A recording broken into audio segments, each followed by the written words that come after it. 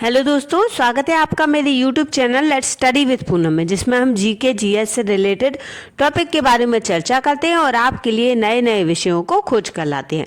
आज हम बात करने वाले हैं एक ऐसे ऋषि के बारे में जो वेदों के महान ज्ञाता तो थे ही, लेकिन वो अपने जन्म के समय से पहले ही 8 जगह से टेढ़े थे। अष्टावक्र अद्वैत वेदांत के महत्वपूर्ण ग्रंथ अष्टावक्र गीता के ऋषि हैं। अष्टावक्र गीता अद्वैत वेदांत का एक महत्वपूर्ण ग्रंथ है। अष्टावक्र का अर्थ है 8 जगह से टेढ़ा होना।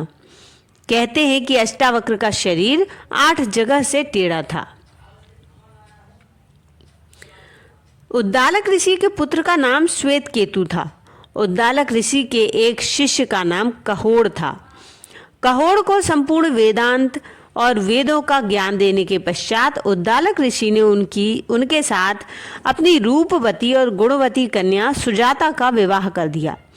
कुछ दिनों बाद सुजाता गर्भवती हो गई।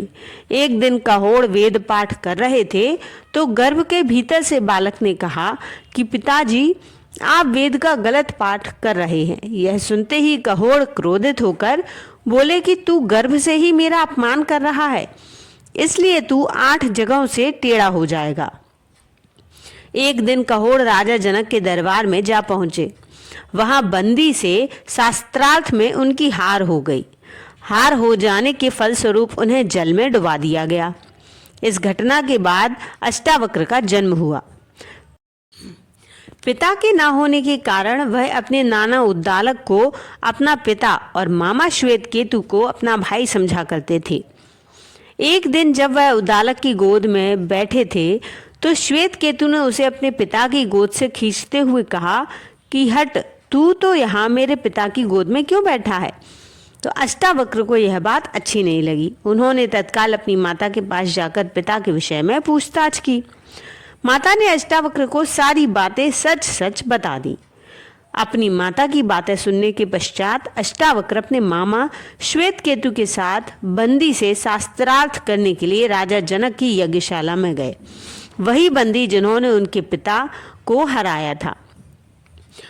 वहां द्वारपालों ने उन्हें रोकते हुए कहा कि यज्ञशाला में बच्चों को जाने की आज्ञा नहीं है। इस पर अष्टावक्र बोले कि अरे द्वारपालों, केवल बाल श्वेत हो जाने या अवस्था अधिक हो जाने से ही कोई व्यक्ति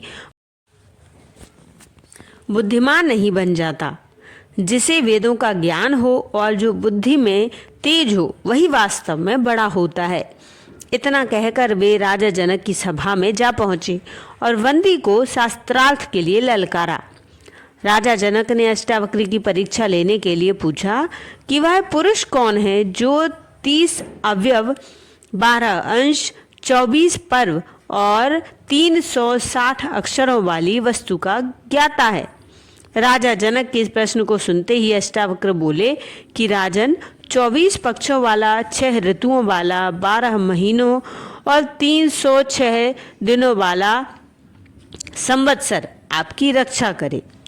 अष्टावक्र का सही उत्तर सुनकर राजा जनक ने फिर प्रश्न किया कि वह कौन है जो सुप्तावस्था में भी अपनी आंखें बंद नहीं करता, जन्म लेने के उपरांत भी चलने में कौन असमर्थ रहता है, कौन हृदय विहीन है और शीघ्रता से बढ़ने वाला कौन है। अष्टावक्र ने उत्तर दिया कि हे जनक, सुप्तावस्था में मछली अपनी आंखें बंद नहीं करती, जन्म लेने के उपरांत भी अंडा चल नहीं सकता, पत्थर हृदय विहीन होता है और वेग से बढ़ने वाली नदी होती है। अष्टावक्र के उत्तरों को सुनकर राजा जनक प्रसन्न हो गए और उन्हें बंदी के साथ शास्त्रार्थ की अनुमति दे दी। बंदी ने अष्टावक्र से कहा कि एक सूर्य सारे संसार को प्रकाशित करता है, देवराज इंद्र एक ही वीर हैं और यमराज भी एक है। अष्टावक्र बोले कि इंद्र और अग्निदेव 2 देवता हैं, नारद और पर्वत 2 देवर्षि हैं, अश्विनी कुमार भी 2 ही हैं, रथ के 2 पहिए होते हैं और पति पत्नी 2 सहचर होते हैं। बंदी ने कहा कि संसार 3 प्रकार से जन्म धारण करता है।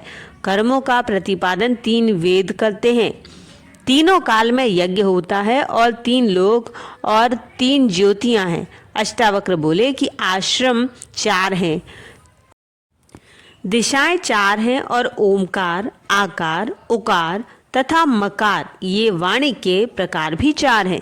बंदी ने कहा कि यज्ञ 5 प्रकार के होते हैं। यज्ञ की अग्नि 5 है, ज्ञानेंद्री 5 है, पंच दिशाओं की अप्सराएं 5 हैं, पवित्र नदियां 5 हैं और पंक्ति 6 में 5 पद होते हैं। अष्टावक्र बोले कि दक्षिणा में 6 गायें देना उत्तम है।